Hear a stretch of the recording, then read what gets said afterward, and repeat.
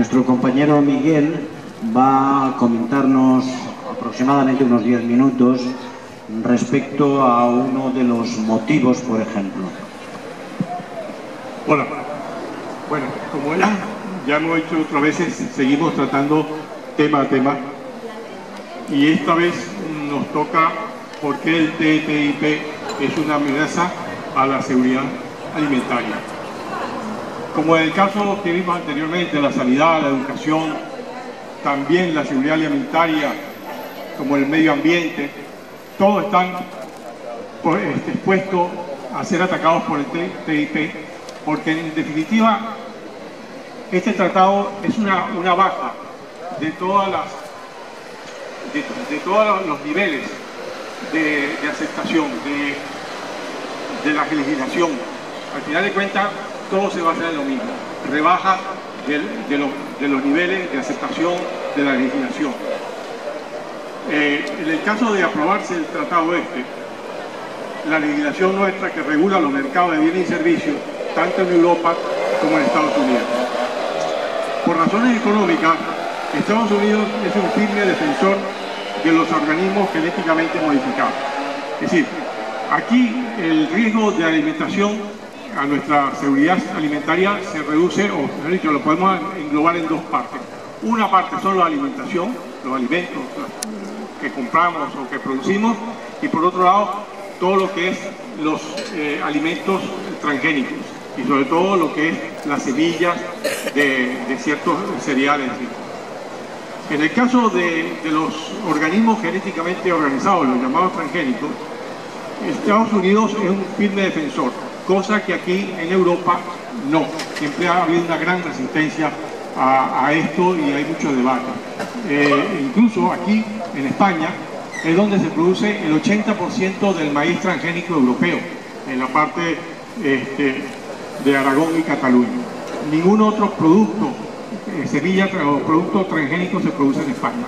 Entonces, esto es un gran mercado para Estados Unidos, para las empresas norteamericanas productoras de esta semilla, el que tenga la puerta abierta a Europa a que se produzca y que se siembren productos transgénicos.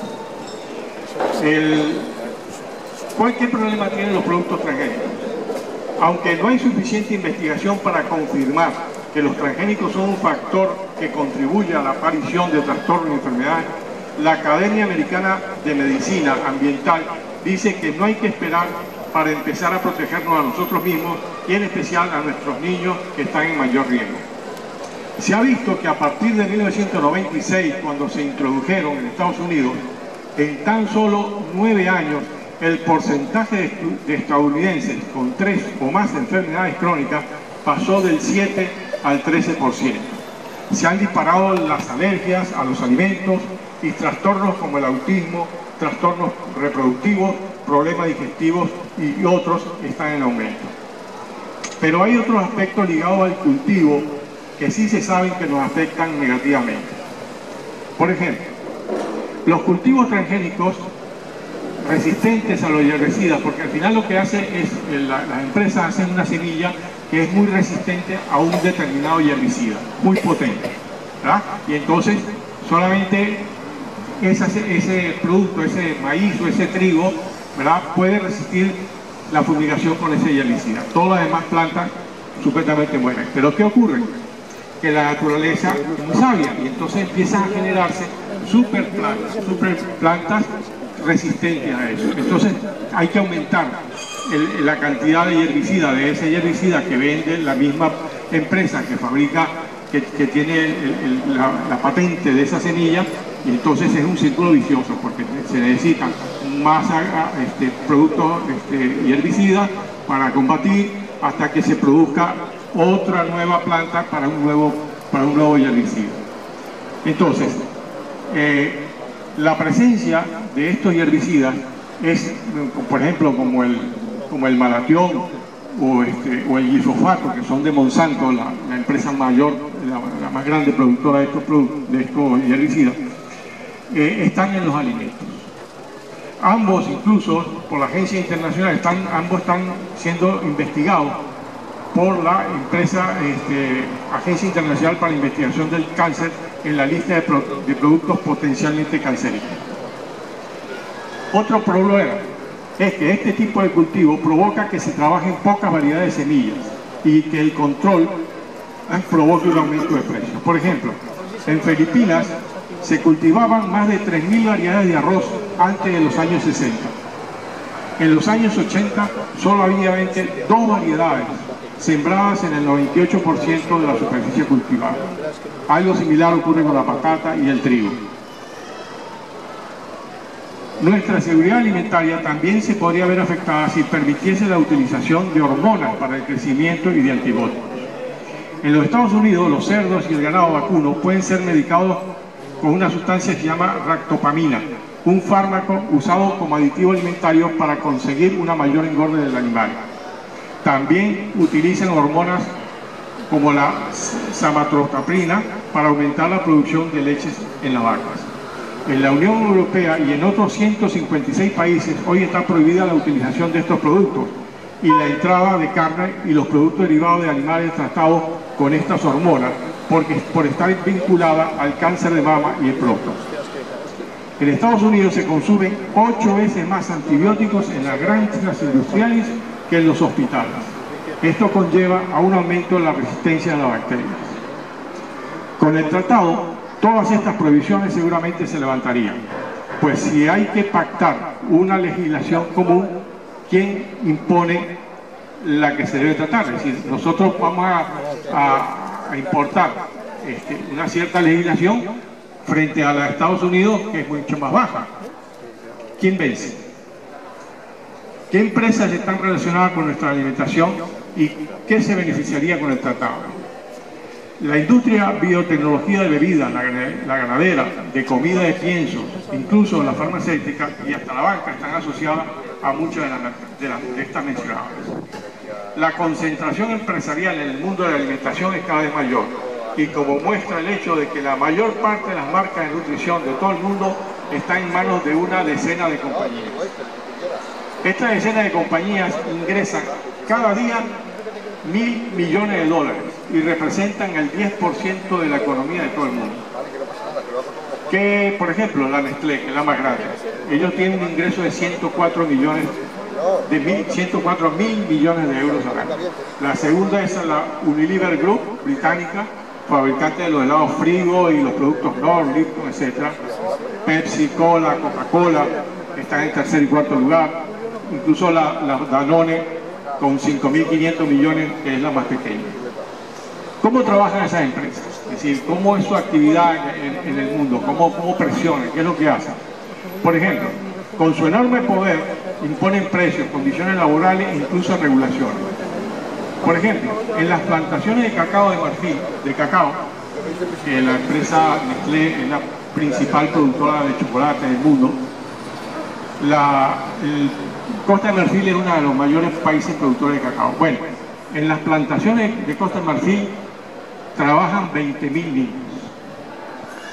Eso es unas estimaciones hechas por la Organización de Derechos Humanos Terre de Homs. Otro caso, las marcas Coca-Cola y los mismos Pepsi-Cola están sistemáticamente envueltas tanto en problemas medioambientales como sanitarios. Hacen un uso abusivo de los recursos de agua subterránea en países donde muchas comunidades aún no tienen acceso al agua, como en el estado de Chiapas, México, y en el estado hindú de Kerala, provocando una severa escasez de las granjas y de los centros urbanos de la zona. Otra actividad que tuvimos un ejemplo de esto es la compañía Danone. Este año Danone y otras 10 compañías productoras fabricantes de productos lácteos fueron multados porque condicionaban el mercado. Aquí a los productores de leche les condicionaban el precio. La Danone fue multada por 23 millones de euros, ¿no? Porque durante 12 años y junto a otras empresas procesadoras controlaban el volumen adquirido y fijaban los precios a la baja de la leche. Los productores de leche que no aceptaban las condiciones no tenían dónde ir. Incluso la misma Danone en 2010 fue multada en los Estados Unidos con 21 millones de dólares por haber exagerado las propiedades de sus productos Activia y Actimel, al decir que ayudaban a regular el tránsito intestinal o que aumentan la inmunidad frente a la constipados. Bien, esos son los monstruos en la parte de la comida de fabricación. El otro grupo son los agroindustriales, que es otro grupo también inmenso. Hay solamente 3 compañías principales que manejan prácticamente todo el mercado, que son Monsanto, DuPont y Syngenta.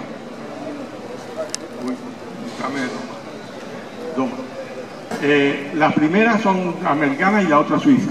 Controlan el 50% del mercado y sus beneficios netos en el 2014 fueron 4.000 millones de euros.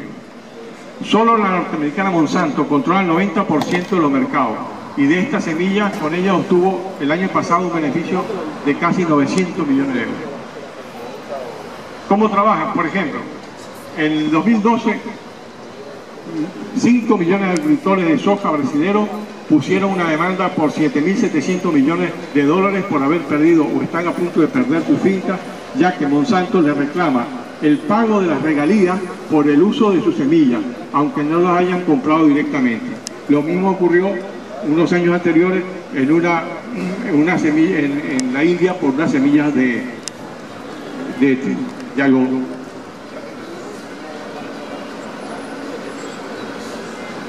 Estas son parte del historial de las multinacionales. Estas son las multinacionales que van a tener en sus manos el poder decir si nosotros tenemos que rebajar los niveles de aceptación, si tenemos que modificar las normas. Por último, una reflexión que va relacionada con esto. El lunes pasado, el representante del PSOE, cuando se planteó el asunto de la pregunta sobre el TTIP, dijo que había que discutir. Y yo me pregunté, después pensando lo que dijo, dice, ¿discutir? ¿Qué vamos a discutir? ¿Se puede discutir si permitimos que una multinacional de estas venga y nos diga que tenemos que rebajar la legislación para que ellos puedan vender sus productos? Por ejemplo, podemos importar carne repleta de hormonas o los pollos lavados en lejía. Vamos a discutir si tenemos que darle a una multinacional los mismos beneficios fiscales que a las pymes. El representante del PSOE, en el 2013 creo, Félix Lavilla, dejó clara la postura de su partido. Nosotros decimos sí al TTIP. Los socialistas tenemos una posición clara porque beneficia a nuestro país, beneficia a la Unión Europea. Este tratado tiene un potencial enorme para crear empleo y generar crecimiento en Europa. Es toda mentira. Es decir, lo que le interesa no es crear empleo, lo que le interesa es entrar y acaparar todos los mercados. Decir que ellos poder incidir en nuestra legislación a favor de ellos. Unos dicen, no, es que nos conviene porque la legislación de Estados Unidos es mucho mejor, es mucho más potente y controla mucho mejor los bancos, ¿verdad?, que la europea. Pues si la legislación de Estados Unidos es mejor que la nuestra europea, porque no la aplicamos ya, que estamos esperando a firmar 450 tratados que no nos benefician por uno que sí nos beneficia. No veo la gracia. ¿Y qué están esperando? Si este tratado es tan positivo y nos traerá tanta riqueza, ¿por qué lo discuten en secreto? ¿Por qué la mayor parte de lo que se conoce ha sido por filtraciones y luego de varios años de denuncias y movilizaciones? Ha empezado a publicar algunas cositas, las menos importantes. Así que también esto podría servir para una pregunta para el representante que hoy nos visita. ¿Se puede discutir? ¿Qué vamos a discutir con el TTIP? No hay que discutir. Al TTIP hay que decirle no y ya está.